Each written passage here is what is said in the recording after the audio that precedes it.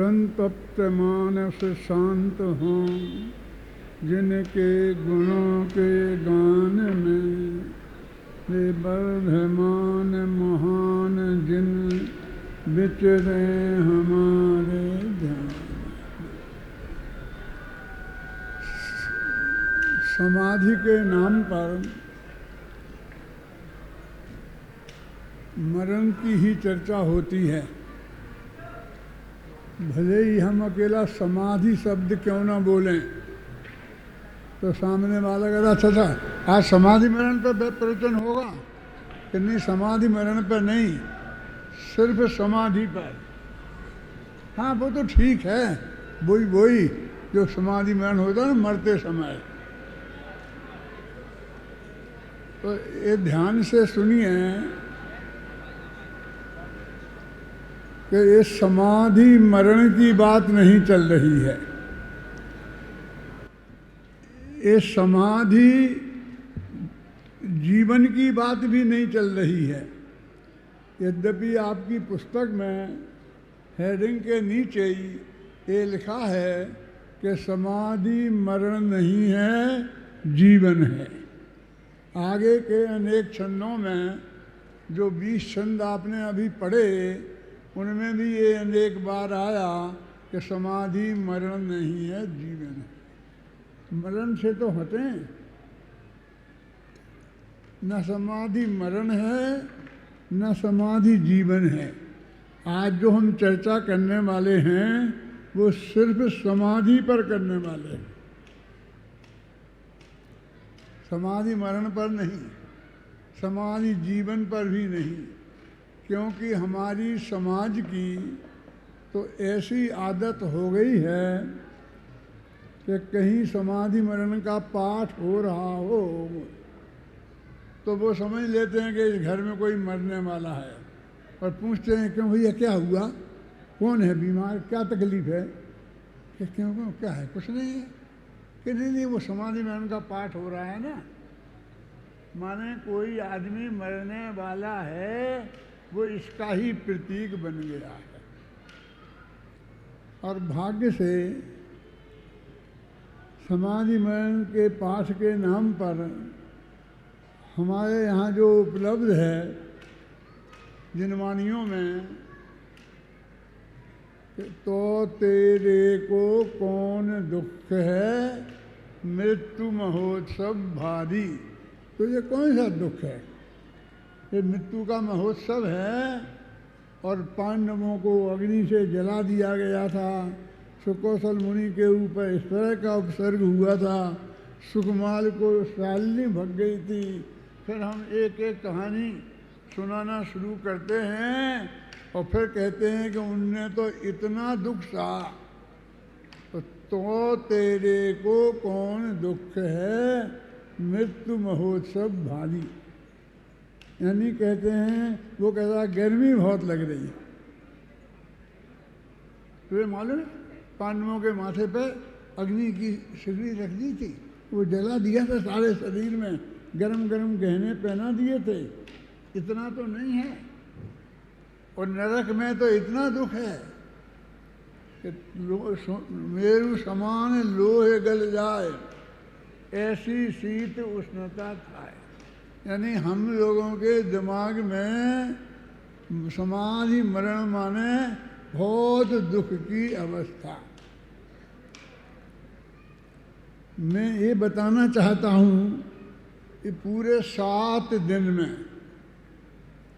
ये समाधि मरण का पाठ तो मैं पूरा करूँगा ही, और इसके बाद 16 शतक के अंत के कितने 20 छंद हैं, 25 छंद हैं, उनमें भी बहुत मार्मिक समाधि की बातें हैं, वो भी मैं बताऊँगा आपको।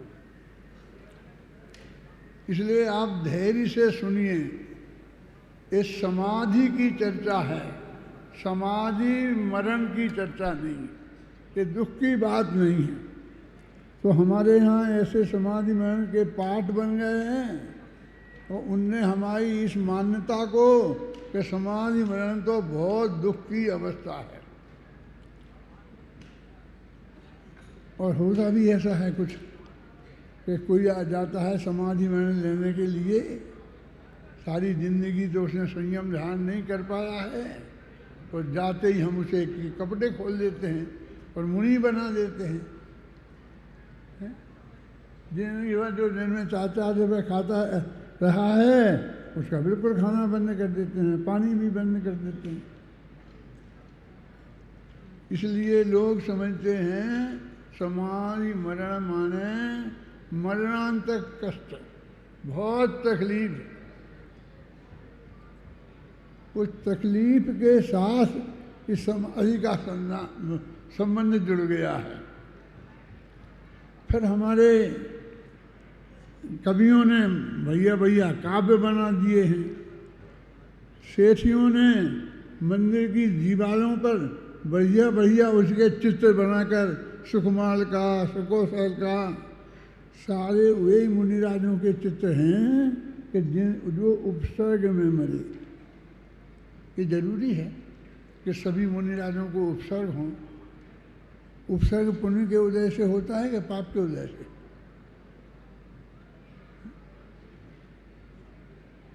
तो वे तो महान धर्मात्मा होते हैं, जीवन भर शुद्ध भाव वाले होते हैं और शुभ वाले तो होते ही हैं।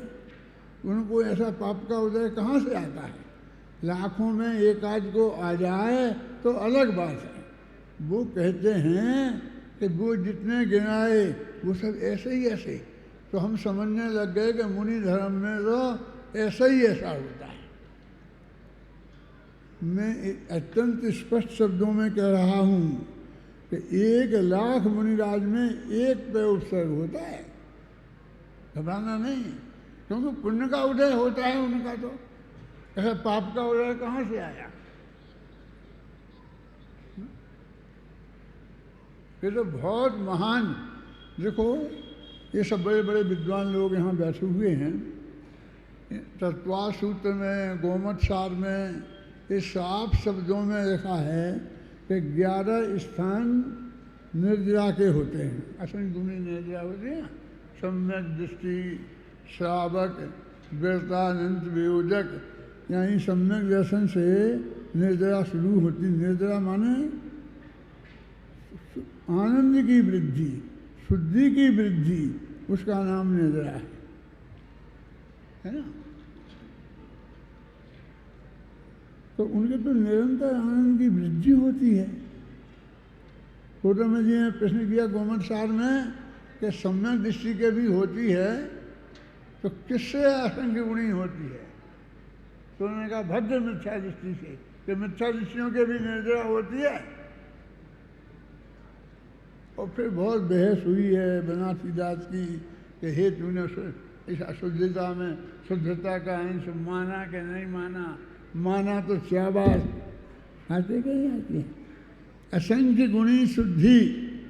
अब एक मुनिराज हैं, वे समाधि में गए तो अब चौथे गुणस्थान से 5वें गुणस्थान में असंख्य गुणी, फिर असंख्य गुणी, फिर असंख्य गुणी, ऐसे 11 स्थान है। तो 5वें 6वें स्थान पर वो हैं, तभी तो अनंत शुद्धि की वृद्धि माने आनंद की वृद्धि, सुख की वृद्धि। वे तो सुख के पिंड हैं, उन्हें तो हमें तुम्हें तो सुख है ही कहाँ। जिनके सम्यक दर्शन का भी ठिकाना नहीं है उन्हें सुख कहाँ है? वे तो अनंत दुखी हैं, और वे तो कितने सुखी हैं। तो ये समाधि अनंत सुख का नाम है। मैंने तो इसमें एक छंद लिखा है, बोलना उसे।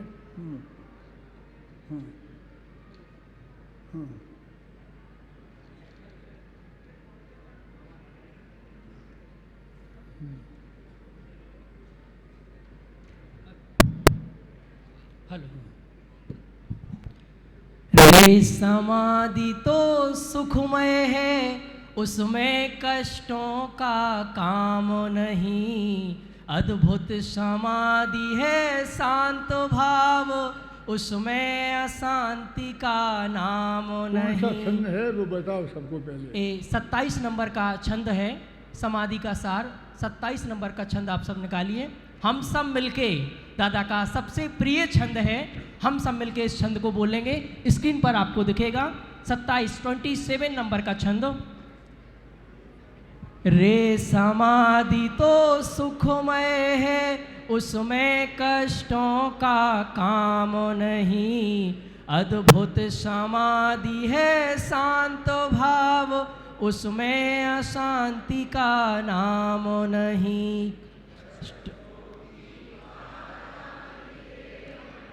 अंतर की शांति नहीं दिखती, हम बातें बड़ी बड़ी करते, अंतर की भ्रांति नहीं मिटती। अत्यंत शांत सुखमय जीवन की यह तो सहज अवस्था है। ना आकुलता ना व्याकुलता, यह एकदम सजग अवस्था है। यह तो समाधिमय जीवन है, यही समाधिमय मरण यहाँ है। यही ज्ञानियों का जीवन, और इसे समाधि मरण कहा। समाधि मरण का वास्तविक स्वरूप क्या है? आनंदमय है। समझ होगा, सुख की उत्पत्ति, शुद्धि की उत्पत्ति, उसका नाम संवर, और शुद्धि की वृद्धि उसका नाम निर्जरा है ना। अपने में संवर भावना, निर्जर भावना है 12 भावनाओं में। तो उसमें ये पंक्ति आती है कि सुख की उत्पत्ति उसका नाम संवर, और सुख की वृद्धि उसका नाम है निर्जरा। तो समाधि में तो संवर निर्जरा होता है, तो सुख की उत्पत्ति होती है, सुख की वृद्धि होती है। क्या ना, हम समाधि का सही स्वरूप समझें। मरण है कि जीवन है, इसका निर्णय थोड़ी देर में कर लेंगे। करेंगे तो अपन हैं, देखो अपने मंगलाचरण में पढ़ा था ना, इसमें पंच परम परमेष्टि को नम कर बारंबार, प्रस्तुत है आनंदमय यह समाधि का सार। समाधि के सार की चर्चा है। देखो अपन कोई भी छंद लिखते हैं काव्य, तो पहले मंगलाचरण लिखते हैं, और फिर उसमें 2-5 छंद लगा देते हैं। देव को, शास्त्र का, गुरु का, अरहंत का, सिद्ध का, आचार्य उपाध्याय का बहुत बहुत लिखते हैं ना। इसमें नमस्कार तो मंगलाचरण में किया है उन्हीं को, पंच परमेष्टि को, लेकिन आधी लाइन में निपटा दिया। समय सार में भी आचार्य कुंद ने बंदत तू सब सिद्धे, बस इतना कह के खत्म है। फिर तो कह दिया वो छामी समय पाहुड़।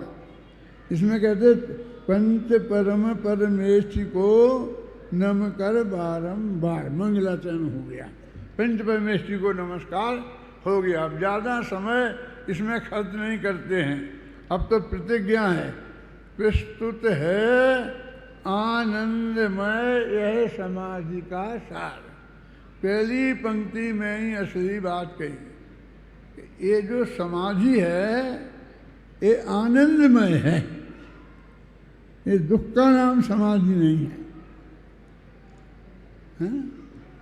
प्रस्तुत है आनंदमय यह समाधि का सार। ये समाधि क्या है? मैं कहता हूँ इस सभा में लोगों से कई दफा कि मैं तो समाधि में हूँ और मेरे से बात मत करो। तो लोग कहते समाधि में, हम तो इन्हें चलते फिरते देखते हैं, खाते पीते देखते हैं, तो ये तो हमसे बात भी करते हैं। समाधि में कैसे होते हैं? क्योंकि हमने समाधि में जो होते हैं आज तक ऐसे ही देखे हैं कि जिनका चलना फिरना बंद हो जाता है, जिनका बोलना चालना बंद हो जाता है, आधे बेहोश हो जाते हैं, खाना पीना बंद हो जाता है। मैं आचार्य विद्यानंद जी के पास गया, मेरे उनसे बहुत अच्छे प्रेम के संबंध थे। तो मैंने कहा गुरुदेव का तो स्वर्गवास हो गया है, अब मैं समाधि लेने का विचार कर रहा हूँ। मैंने विद्यानंद जी से कहा, प्रकाश जी, उन्होंने कहा ठीक है लेकिन पानी में छोड़ देना। मैं क्या कह रहे हो कि ये समाधि लेंगे तो पानी क्या सब छूटेगा? जैसा शास्त्र में बताया है कि उसके अनुसार छूटेगा। तो उन्होंने कहा कि भगवती आराधना पढ़ लेना। मैंने कहा भगवती आराधना 2200 गाथाएं हैं, मैंने पढ़ी भी हैं, उनको पढ़ लेना इतना आसान नहीं है। आप तो बताओ कहाँ क्या लिखा है, कौन सी गाथा में क्या लिखा है और आप मुझे बताना चाहते हैं। तो उनने मुझे 40 पेज का एक पुथाना पकड़ा दिया। उनने लेख लिखे थे, उसमें वो सब बातें लिखी थी और उसमें एक जगह लिखा मिल गया, गाथा मूल गाथा में पानी में छोड़ देना। क्या कहे, समाधि में छोड़ने की बात है कि नहीं छोड़ने की बात है? प्रकाश जी बोले कि तुम्हें थोड़ा अवस्था हुआ और पानी जैसे प्यास लगी, खाना खाते पीते हैं और गला सूखेगा, फिर बहुत तकलीफ होगी, और इस तरह से एक मर्यादा है। पहले समाधि का स्वरूप समझो, उसका क्या है, और पूरा विवेक से निर्णय करके और फिर क्रम से उसमें बताया है। तो पानी का तो नंबर सबसे अंत में आता है ना। हम तो समझ रहे हैं पानी छोड़ने का नाम समाधि है।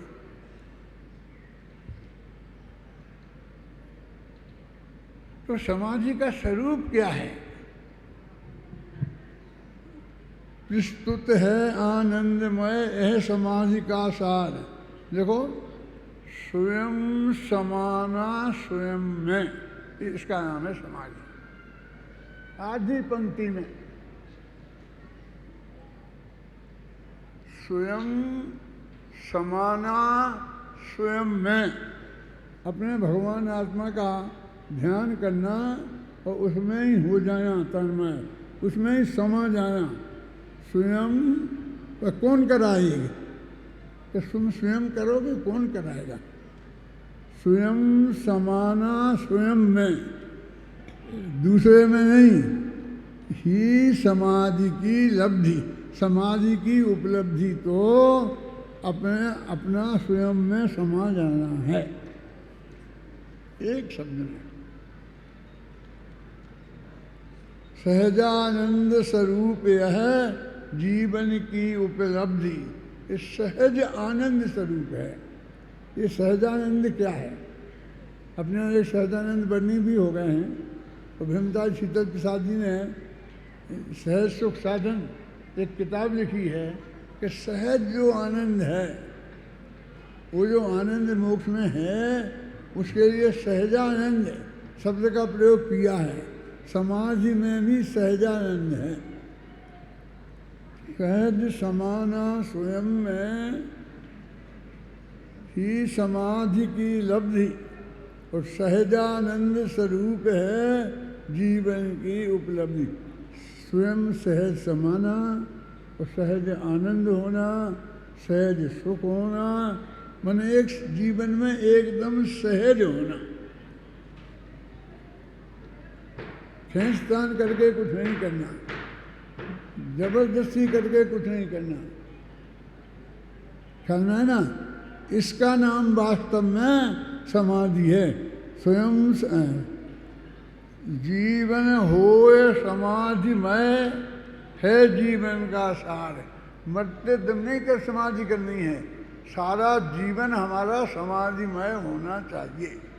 पेट में कर रहे हैं, यहाँ आ गए हैं, बैठ गए हैं, खा रहे हैं, पी रहे हैं, वो समाधि में ऐसी समाधि होती है। किसे बोलते हैं समाधि? गुरुदेव साहब ने मंगलाचरण किया आचार्य कुंद कुंद देव ने, तो 5 गाथाओं में सारे अरहंत का, सिद्धों का और अकीर्तन चैत्यालयों का और ये विदेश क्षेत्र में जो वर्धमान बीस तीर्थंकर है और उनका प्रत्येक का अलग अलग सबको नमस्कार किया। और अंतिम पंक्ति क्या है?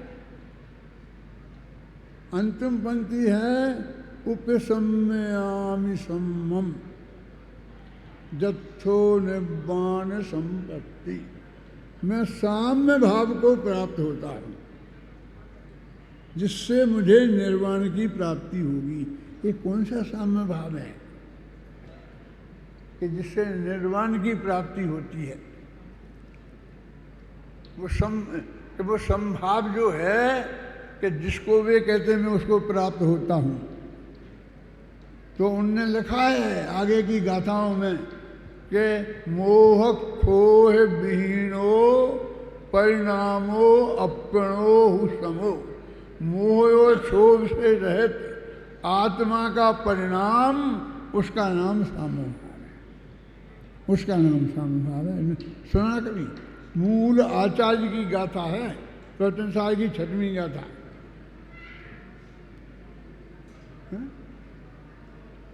मोह माने मिथ्यात्व और क्षोभ माने राग देश। मोह माने दर्शन मोह और क्षोभ माने चारित्र मोह। इनसे रहित आत्मा का जो परिणाम है उसका नाम सम है।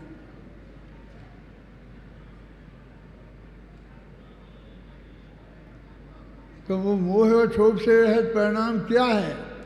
तो उन्होंने लिखा शुद्धोपयोग। वो शुद्धोपयोग पहला अधिकार जो है ज्ञान तत्व प्रज्ञापन महाअधिकार है, उसमें 3 अधिकार हैं, 4 अधिकार हैं। तो पहला है शुद्धोपयोग अधिकार, दूसरा ज्ञान अधिकार, तीसरा सुख अधिकार और चौथा सुपरिणाम अधिकार। वो कहते हैं वो संभाव है ना, मैं उसको प्राप्त होता हूँ, मैं अपने में जाता हूँ। नमस्कार किया और नमस्कार करके उनने ये नहीं कहा है कि अब मैं तुम्हें प्रवचन सार सुनाऊंगा और तुम ध्यान से सुनना। वे तो कहते हैं मैं अपने में जाता हूँ। अपने में जाना क्या है? साम्य भाव को धारण करना। साम्य भाव क्या है? मोह और क्षोभ से है तो आत्मा का परिणाम, वो नाम साम्य भाव है। तो इस समाधि में भी सम है ना। तो उस साम्य भाव को प्राप्त करना उसका नाम समाधि है।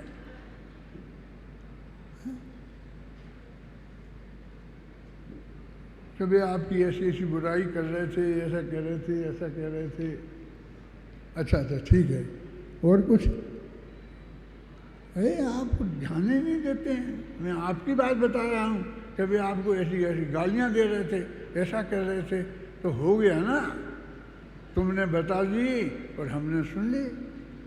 लेकिन आप तो ऐसे ही है, चुप आप तो कुछ करते ही नहीं है, क्या करें?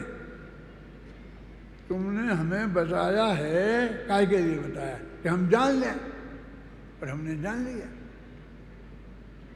लेकिन उसने अकेले जानने के लिए नहीं बताया था। हैं? हम भटक गए, हम भी गालियां देने लग जाएं, हम भी ऐसा करने लग जाएं, तब उसे ऐसा लगता। यदि हमने कुछ नहीं किया और हम समता भाव धारण किया रहा तो उसको लगता है कि हमने कुछ हुआ ही नहीं।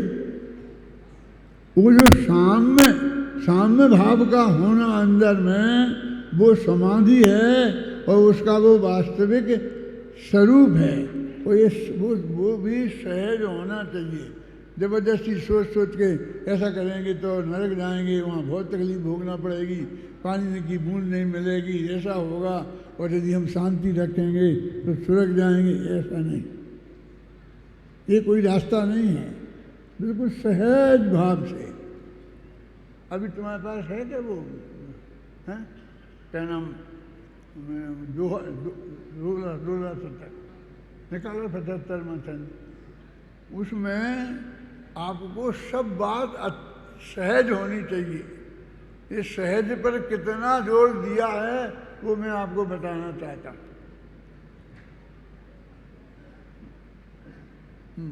पढ़ो 49 नंबर छंद। हाँ। 48 नंबर छंद रोला शतक निकाल लीजिएगा, सप्तशतक नाम की पुस्तक अगर हो तो। हाँ।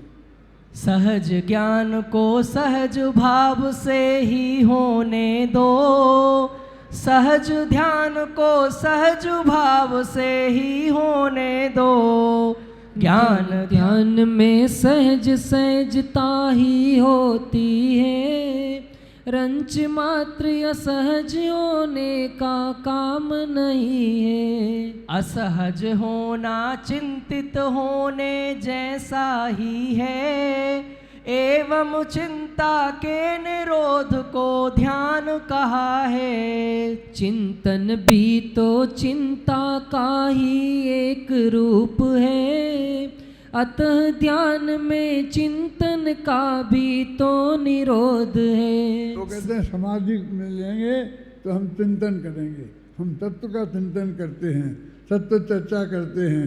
वे तो कहते तत्व की चर्चा और तत्व का चिंतन ये समाधि नहीं है।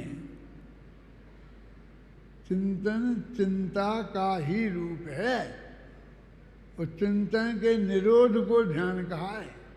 पढ़ो द्वारा ये पंक्तियाँ। हाँ। 49। हाँ। असहज होना चिंतित होने जैसा ही है, एवं चिंता के निरोध को ध्यान कहा है। चिंतन भी तो चिंता का ही एक रूप है, अतः ध्यान में चिंतन का भी तो निरोध है। सहज जानना और जानते रहना केवल, सहज भाव में ज्ञान ज्ञान बस ज्ञान ज्ञान है। अरे जानना ज्ञान जानते रहना भाई, ज्ञान भाव की पुनरावृत्ति सहज ध्यान है। प्रति समय का ज्ञेय ज्ञान का निश्चित ही है, और ज्ञान का उसमें ही स्थिर हो जाना। शांत भाव से, अरे एकदम शांत भाव से, उसमें ही जम जाना, एकदम स्थिर हो जाना। द्रव्य संग्रह की 56वीं गाथा में ये लिखा, ध्यान का स्वरूप लिखा है। तो उसमें ये लिखा माँ चिट्ठई, माँ जम्पई और माँ चिंतई। बोलो संग बोलो। हाँ माँ। हाँ।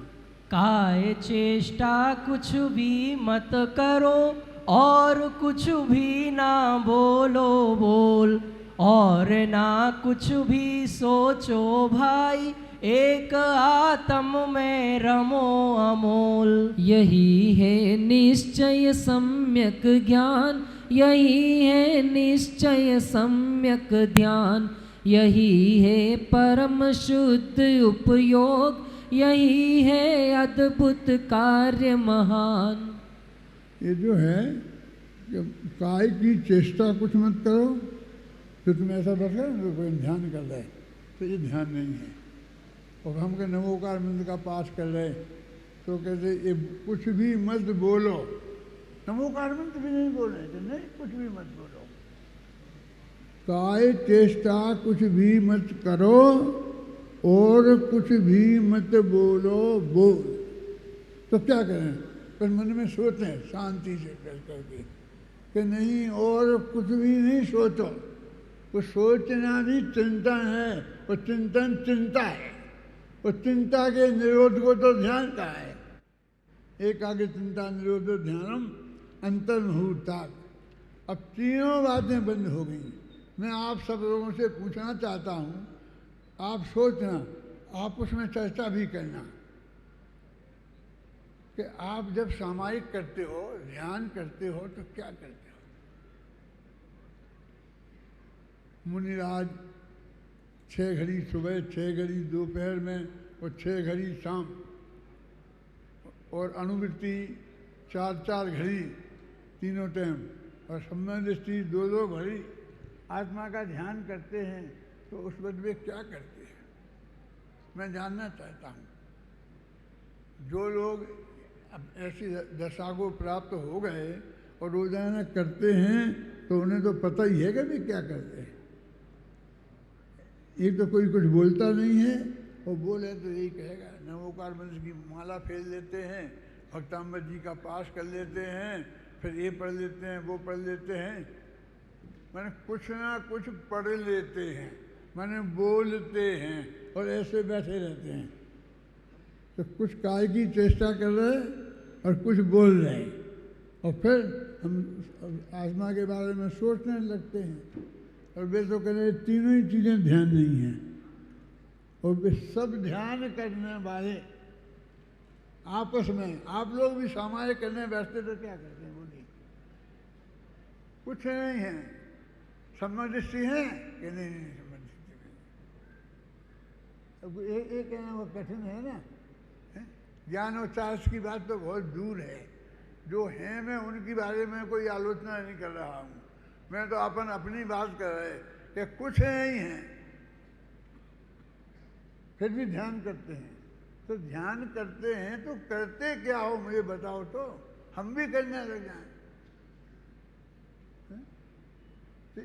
तो ये तो आमनाय नाम के स्वाध्याय हैं, ये पाठ करना बोलते हैं, भक्ताम्बर जी का पाठ, नमोकार मंत्र का पाठ। ये पाठ तो 4 प्रकार का स्वाध्याय है ना, वाचना, प्रेक्षणा, अनुप्रेक्षा, आमनाय और धर्मोपदेश। तो ये तो आमनाय नाम का स्वाध्याय है, ध्यान नहीं है। ध्यान में क्या करते हो ये बता।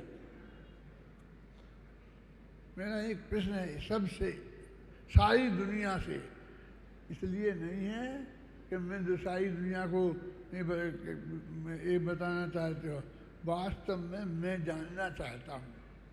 तो मुझे पता चले कि वास्तव में क्या है। ये ध्यान के नाम पर जो लोग करते हैं तो क्या करते हैं। मैंने तो अपनी अभी एक किताब में भी लिखा है, और उसमें ये भी लिखा अत्यंत विनयपूर्वक कि भैया मैं ये जानना चाहता हूँ, इसलिए पूछता हूँ, कोई की आलोचना भलाई बुराई की नहीं। ये तो लिख रहे हैं कि माँ चिट्ठई, माँ जंपई और माँ चिंतई, कि चेष्टा मत करो, बोलो मत और सोचो नहीं, क्योंकि ये तुम्हारे काम नहीं है। ये चेष्टा है ना, ये हाथ पैरों की, ये तो आहार बढ़ना का काम है। ये शरीर बना है कार का, आहार बढ़ना से बना हुआ है, और मैं ये बोल रहा हूँ, ये भाषा बढ़ना का काम है, वो भी पुरुषल है। और मैं सोच रहा हूँ, वो भी मनोवर्णा का काम है, वो भी पुद्गल की बनी हुई है। तो ये तीनों तो पुद्गल हैं। कौन? करना, बोलना और सोचना, और ये तीनों ध्यान नहीं है। ये देव संग्रह में लिखा है, और अपना देव संग्रह ऐसा शास्त्र है कि सब को स्वाध्याय उसका करते हैं। स्कूल में जाओ, पाठशाला में जाओ, तो कई साल में देव संग्रह पढ़ा देते हैं। तो समाधि क्या है? समाधि तो वो असली सामायिक ही है, सदुपयोग है। क्या है वो समाधि का वास्तविक स्वरूप, उसकी चर्चा अपन अभी करेंगे। मेरा गला बार बार सूखता है, मैं ज़्यादा बोल नहीं सकता हूँ। अभी पानी पी के आऊँ और फिर सूख जाता है, फिर सूख जाता है। अब कैसे ये नहीं सूखे, इसलिए भी मैं इसका सहयोग लेता हूँ कि थोड़ा ये बोले तो आपको कुछ मेरे को आराम मिल जाए। लेकिन मैं 7 दिन, मेरे 7 व्याख्यान हैं, और मैं यही बात समझाने वाला हूँ। तो इन 7 व्याख्यानों में कुछ ना कुछ समझा ही लूँगा, ऐसा मेरा पक्का भरोसा है। अभी आज की बात तो मैं अभी समाप्त करता हूँ।